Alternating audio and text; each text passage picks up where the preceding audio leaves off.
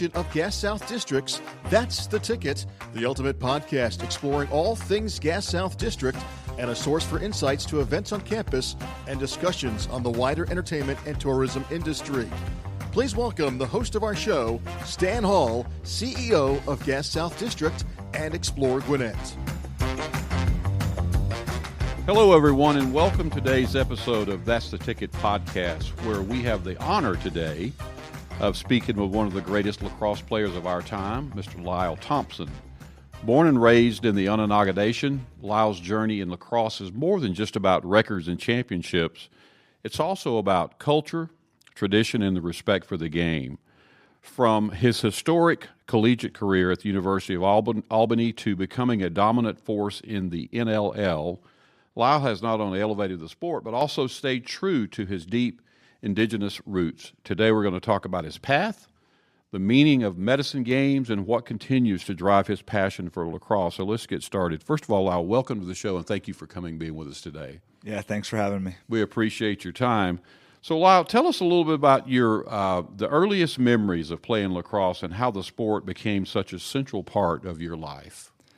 Yeah, I think for me, just growing up on the Onondaga Reservation, small community, lacrosse is a huge part of who we are, and it's our number one sport. So you drive down the roads of Onondaga, you're going to see kids with lacrosse sticks in front yards, backyards.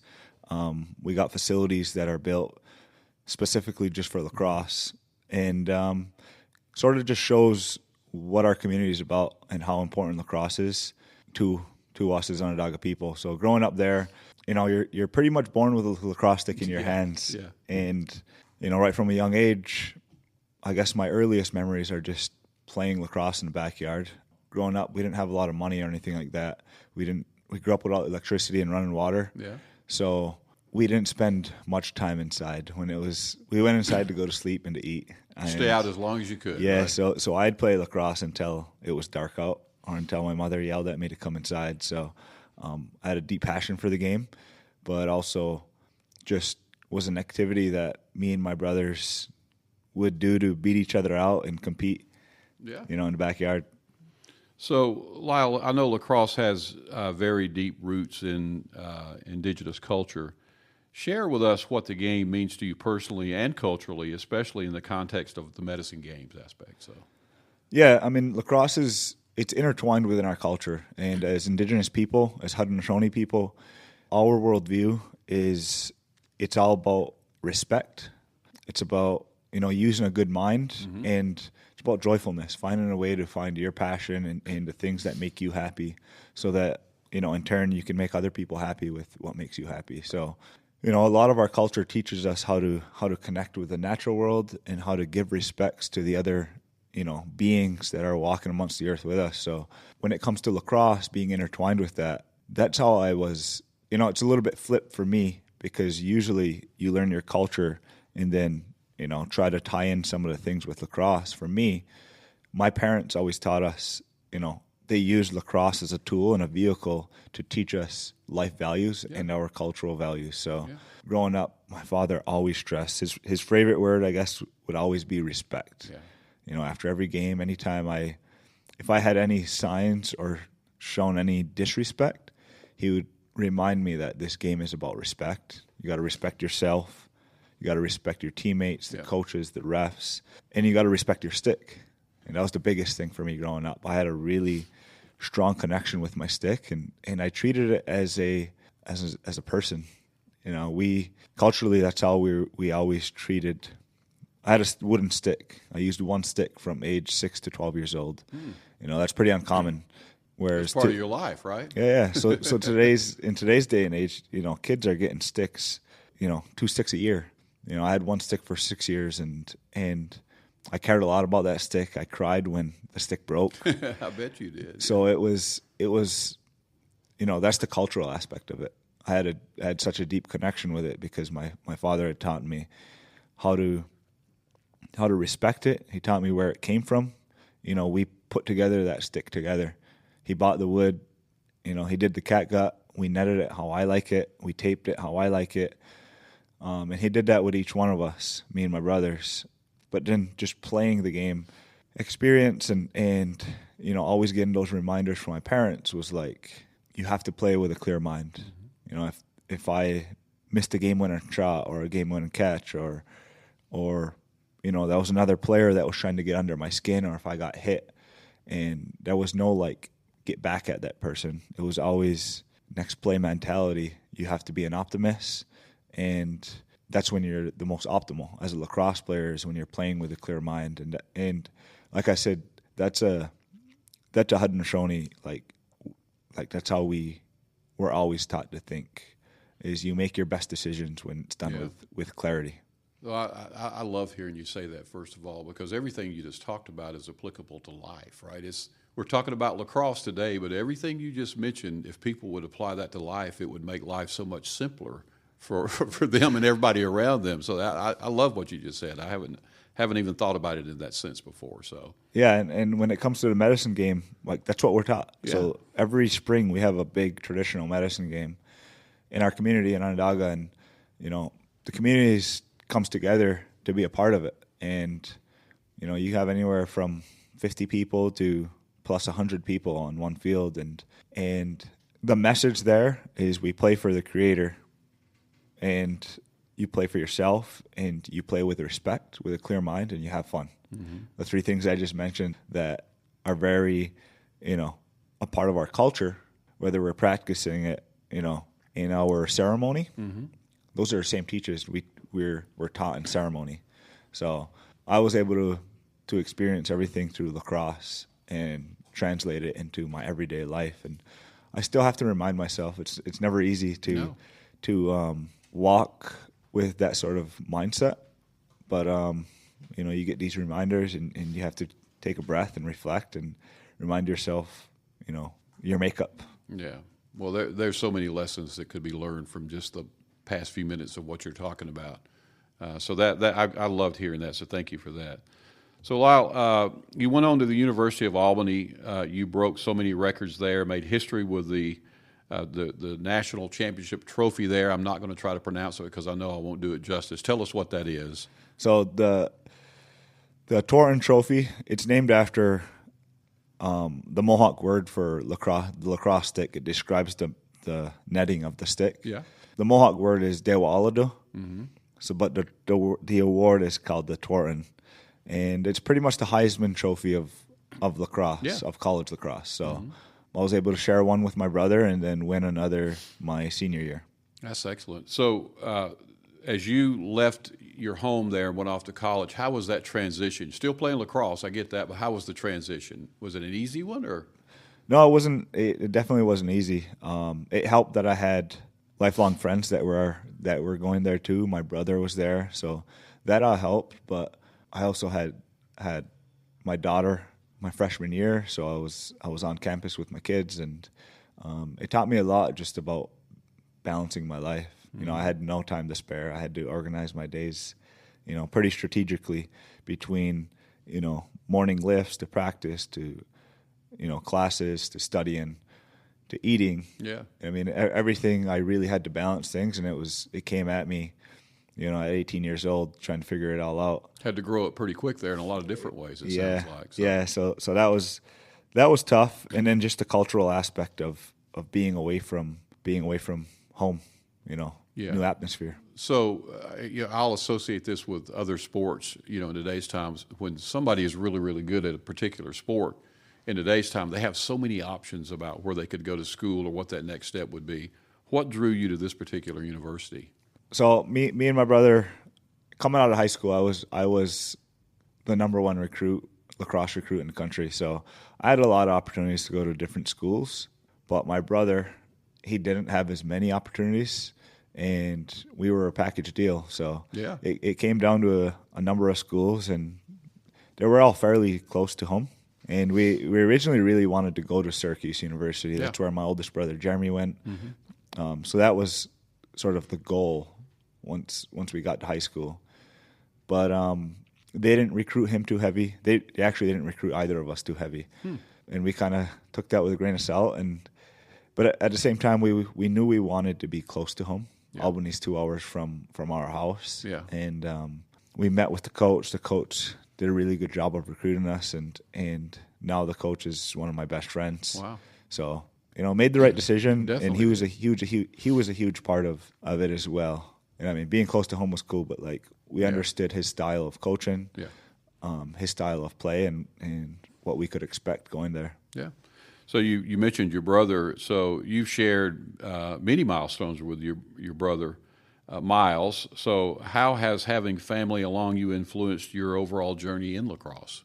It's just made it so much more fun and enjoyable to do what we do. Miles is my best friend, so I'll spend as many hours as I can. We train together. We, if he hops on a trend, we usually do it together. So it's made everything so much easier, and we motivate each other. We push each other, and it's like the old saying: you want to hang out with people that are on the same mission as you. Exactly. And I've always had that with all my brothers. So how close in age are you, Miles and you? Are you? Miles is 2 years older than me. So you're very close. Yeah. So you talked a little bit about the transition from high school moving into college. As you said, being drafted number 1 in 2015 in the current league must have been a pivotal moment. What was that transition from college lacrosse to playing professionally? How was that? I just tried to be a student. Coming into the NLL, there's a lot of guys that grew up in sort of the hotbed of box lacrosse in that Toronto region. And I played high-level lacrosse, high-level field lacrosse, and box lacrosse, but I didn't necessarily grow up with it. I played a lot of sort of what we call res ball, playing any tournament you can, freelance, up and down the floor, play every position. So I did a lot of that, but once I got to the pros, I sensed right away that I had a lot to learn, even from the rookies that I was drafted with. Randy Stotts, who's with Halifax now, Jesse King, who's the captain of Calgary, Chad Tunton, who's with Rochester. So a group of guys that it was a heavy draft class. A lot of talent in that class. So. Yeah, and right away I realized that like these guys have a higher IQ than I do, and I have a lot to learn when it comes to being a complete lacrosse player. Yeah. So, I've watched your career the whole time you've been here, and over the years you've led your team in points, goals, assists multiple times. How do you approach leadership and consistency in what's truly a fast-paced game? I just try to be authentic, try to be myself. I'm not the type of leader that's gonna hoot and holler or tell anybody what to do. Yeah. I just try to go out there and sort of observe the energy of my teammates in the game and find a way to motivate in that sense. But at the end of the day, I think authenticity is the biggest thing, being real and being honest. And I just try to bring energy by playing really hard and not letting things sort of get to my head, but also at the same time always having fun. You talked about some folks that came out of your class who have gone on to other teams.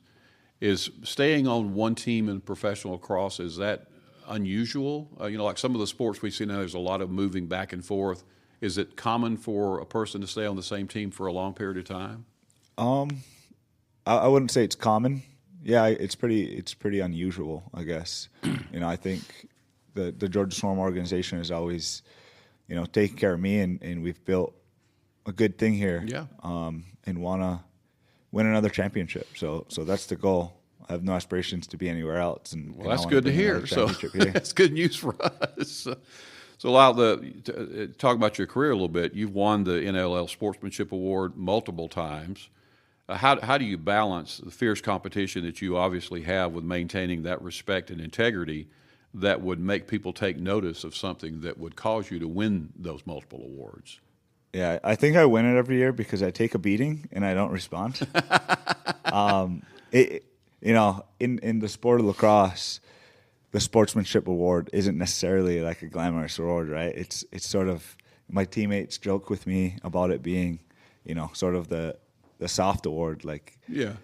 But to me, it's just one of those things that, being who I am on the team, being a main ball carrier, there's a lot of teams try to get under my skin. They try to get in my face and disrupt my style of play. And I can sense it. I just brush those kind of things off and continue to play. And like I said, I always play hard. I'm gonna fight for every ball. I'm gonna cross check as much as I can. I'm gonna sprint off the floor. Yeah. and it helps that I don't get a lot of penalties. So I think I get a lot of respect from the refs as well. Yeah. Because of my style of play. But yeah, I think at the end of the day, it's not. I think the league, teammates, opponents, refs see that I take a beating, and I don't respond to it. So the description I'm about to offer is mine and not yours of yourself. But for someone who has had the kind of success you've had in high school, college, and now in the pros, your statistics in the pros sort of speak for themselves. But do you believe that sort of reputation you have in the league, do you think that brings out people who are competing against you, and you think they up their game a little bit when they see you come out there? Yeah, I mean, I think it's a domino effect. It's how I feel. Yeah. I mean, you go up against an opponent who's got a good name and a high profile player. I wanna match it. I mean, I want to compete with that. I want to outdo them in a way. So that's the competitive mindset I have. Yeah. And yeah. How do you professional athletes in general? They've by the time they get to the point where you are in tenure in the professional ranks, you've been playing lacrosse for a long time, obviously. How do you take care of your body? Have you had any real physical challenges that have set you back a little bit over the years?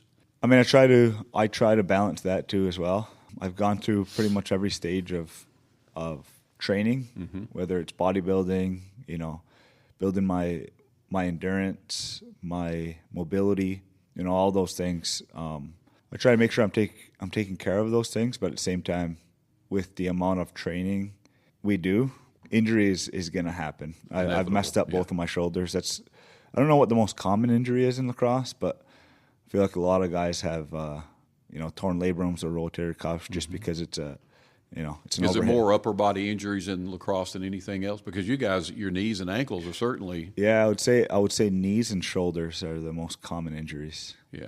Have you missed any time because of a particular injury? No. Okay, well, let's quit talking about it, right? Yeah, I found a way to get through them, and I'm an optimist. I think my injuries happened with pretty good timing, enough time for me to recover from them and find some time to rehab. Yeah, exactly. So other stories that I'm trying to make a comparison of other sports in our country, some of the things that are going on professionally versus maybe what may or may not be going on in lacrosse, but we see athletes who get to a certain level that seem to have a more difficult time of getting motivated for practice and the training and all the things that you talk about that you guys are involved in. What keeps you motivated, to keep on training hard, practicing hard, go to the games? Do you have any pregame rituals or routines that help you stay focused, or how do you do it? I like to simplify everything and keep things, as easy as I can mentally. So my goal is to keep things fun. Yeah. Whether that's preparing for the game, preparing for, my training. It gets draining. Yeah. The travel gets draining. The practice gets draining. Forcing myself to get shots on net and go to the gym. All of that gets a bit draining, but I think when you keep it loose, and I think that's the important part. Yeah. You keep it fun. Doesn't matter if you go out there for 30 minutes, 2 hours. Yeah. That's my approach. Talk a little bit, Lyle, about the travel. I think lacrosse is a little bit unique in that a lot of the players who play in a particular city don't necessarily live there. There's a lot of traveling back and forth. How do you guys maintain that pace as far as, you're there and then you got to go back home? How do you guys keep up with all that? So yeah, we're weekend warriors. So our games are typically on Friday, Saturday, or Sunday, and 80% of the league have a 9 to 5 during the week. So you got to find a way to balance that life, your work life, your training life. We'll have film, homework, team calls in the evenings. Mm-hmm. So you just got to find a way to balance it. Mm-hmm. Luckily for me, I'm a full-time lacrosse player, so I'm able to sort of really focus in on lacrosse, and my training, my day-to-day has really revolved around being a professional lacrosse player over the past 8 years since I've become a pro. So now there's the box lacrosse, which is what the Georgia Swarm participates in, but there's also outdoor lacrosse professionally as well, right? Yep. Do some of the players play in both leagues, or? Yeah, so when I first got drafted into both leagues, the two leagues overlapped, the NLL and what was the MLL, now the PLL. Now they don't overlap, so it's a lot easier to play in both leagues. But you can either play in the PLL, which is outdoor, through the summer months, or you can play summer box lacrosse up in Canada. Still a high level. It's what a lot of the professionals do in the off season to keep their sticks in the hands and stay busy. So over the past 2 years, I've played summer box lacrosse. So you play all year round, basically, right? My month off is October. You take October and do nothing, right? Yeah, stay home as much as I can. I hear you. So I've heard, I think that the Georgia Swarm does a great job of marketing the team.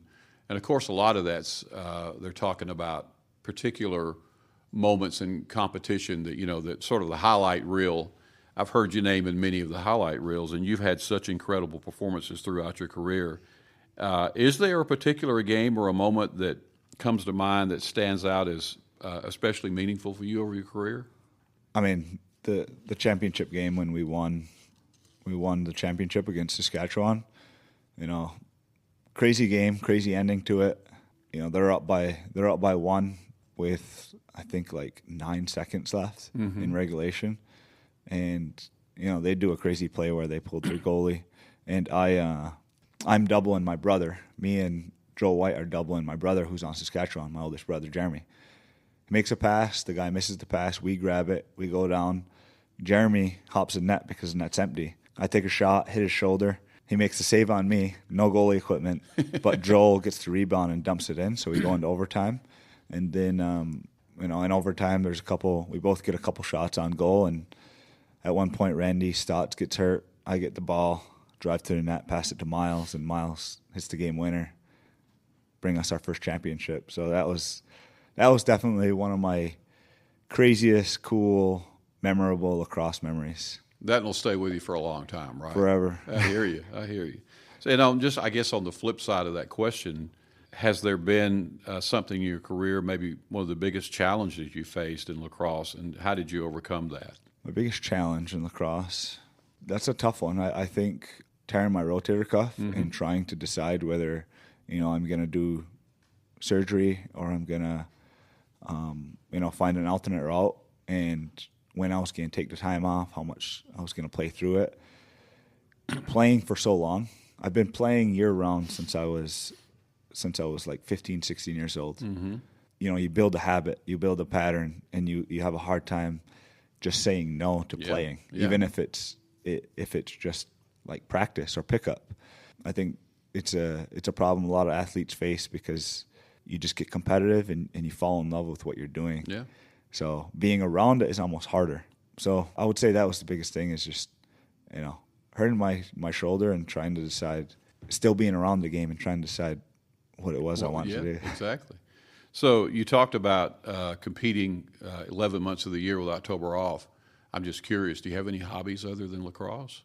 I have 5 kids. That's your hobby, right? I love to coach them. I just got into coaching, so I love just training them and coaching them, and still, I guess, being around the game.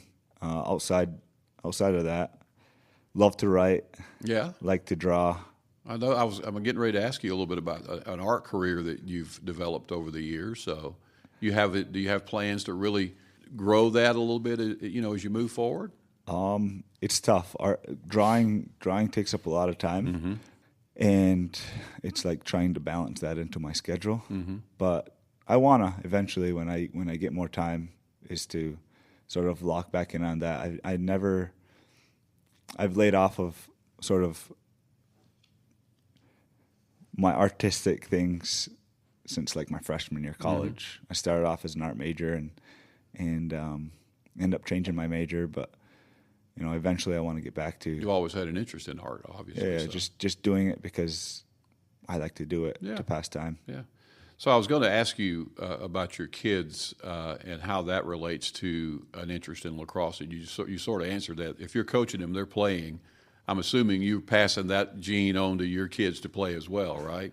Yeah, I mean, I think sport allows kids. It gives you an opportunity as a parent to teach some of the things that come with sport, which is I'm able to teach them discipline, consistency, things like that. It's up to them what they want to do with it. Mm-hmm. You know, you can lead a horse to water, but you can't make them drink True. it. Yeah. So I just try to keep it fun with them too. Yeah. Like at the end of the day, kids will decide to stay inside and watch TV and play on their phones, 9 times out of 10. Yeah. But you have to build a pattern within them. And that's what I try to do.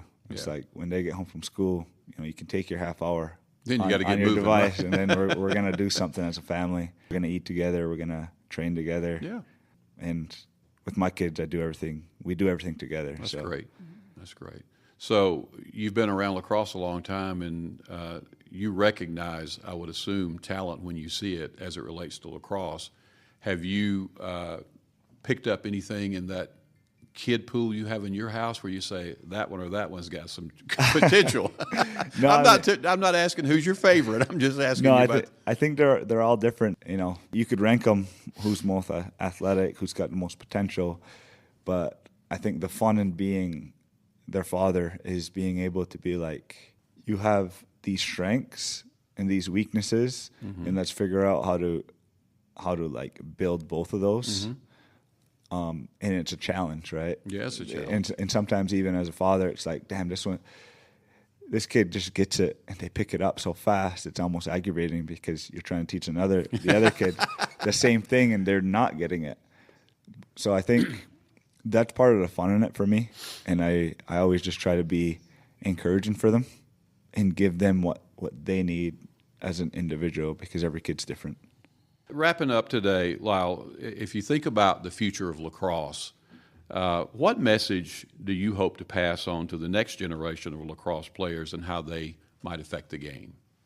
I mean, I think it sort of circles back to where we started in the cultural aspect of the game of lacrosse and what it's about. At the end of the day, we're watching youth sports head in a direction that's like, it's almost parents living their lives through the kid, and it's kids There's no doubt. not exactly knowing what they want, not exactly finding their true passions. They're just trained to do what they're told, and trained to be the top goal scorer on their team or the number one recruit. I think the goal should always be to make them competitive, if they're competitive in nature, be consistent, have discipline, and have fun. Yeah. You can learn a lot through the game of lacrosse. And at the end of the day, I don't care what level you're playing at. I just want you to have respect in life and in the game, play the game with a clear mind, and have a clear mind in life, and have fun. Yeah, have joyfulness within you, so that you can carry yourself with that every single day. So I do want to ask you one other question that I didn't have prepared, but I just thought about it. And I've asked several professional athletes the same question. When I was a kid, we played every sport. We played baseball, basketball, whatever it was. But today's kids, they're being pushed into just concentrating on one sport and sticking with that even at a very young age. How do you feel about identifying a sport at an early age versus exposure to so many different things and just see where that takes you? I think it's important to play multiple sports and to try multiple sports. I don't think it's a parent's job to push a kid to specialize in a sport, but I do think there are situations, because I'm in a situation myself with my oldest daughter. She don't want to do anything else. She don't want to play basketball. She don't want to do any other sport. She just wants to play lacrosse. Play lacrosse, yeah. And I grew up running cross country, playing basketball pretty competitively. So like that was what I thought was the best avenue, but she didn't want to do those things. So I'm like, okay, if that's not what you want to do, you're at the age now where you probably have to decide anyways that one sport, because there is an age where it's like you got to commit. Yeah, you should probably commit. Yeah, you should commit to a sport. Yeah. Which at like 14, that was the age I really was like, I can do both, but I can't fully commit to both. Yeah. we're going to finish up. But Lyle, first of all, thank you for your time today. And I'll tell you, we look forward to so many more good years of watching the Georgia Swarm here and all that the team brings to our area. We appreciate you being with us today, and good luck with us this season. We talked a little bit about before the show started. You said you got to ramp it up a little bit and go for the championship this year, but best of luck to that as you move forward. Yep, thank you, and thank you for having me. Absolutely. Well, that's all the time we have today. Be sure and check out thegassouthdistrict.com and follow us on Facebook, Instagram, LinkedIn, Twitter, and TikTok. You can find all episodes of Gas South District, That's the Ticket, wherever you listen to podcasts. Thanks again for joining us today. We'll return soon for another episode of That's the Ticket. Goodbye, everyone.